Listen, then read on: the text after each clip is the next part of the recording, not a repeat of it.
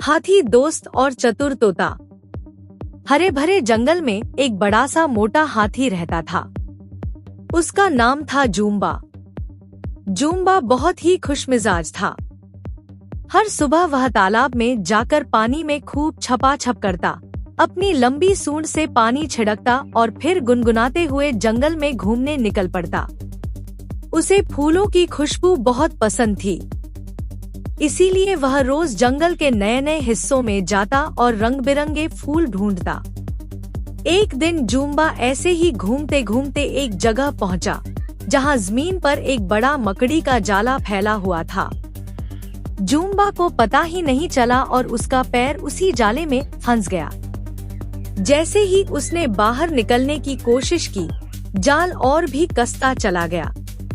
Zumba घबरा गया। उसने इधर उधर देखा लेकिन आसपास कोई नहीं था। उसने जोर से आवाज लगाई, अरे कोई है, मेरी मदद करो। उसकी भारी आवाज पूरे जंगल में गूंज उठी। तभी वहां एक हरा नीला तोता उड़ता हुआ आया। उसका नाम था टिठुआ।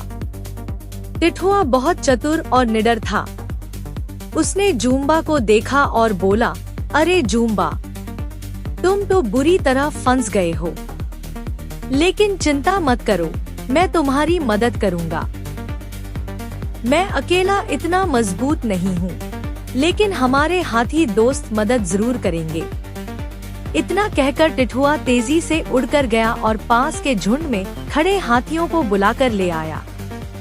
3 बड़े हाथी दौड़ते हुए आए और बोले, चिंता मत करो जूम्बा, हम तुम्हें छुड़ाते हैं। पहला हाथी जाले को अपनी सूंड से पकड़कर खींचने लगा, लेकिन जाल नहीं टूटा। दूसरा हाथी भी आ गया और उसने भी पूरी ताकत लगाई, पर जाल और कस गया।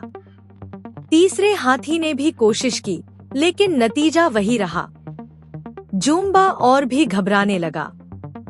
तभी टिठुआ बोला, अरे भाई, ऐसे खींचने से तो कुछ नहीं होगा।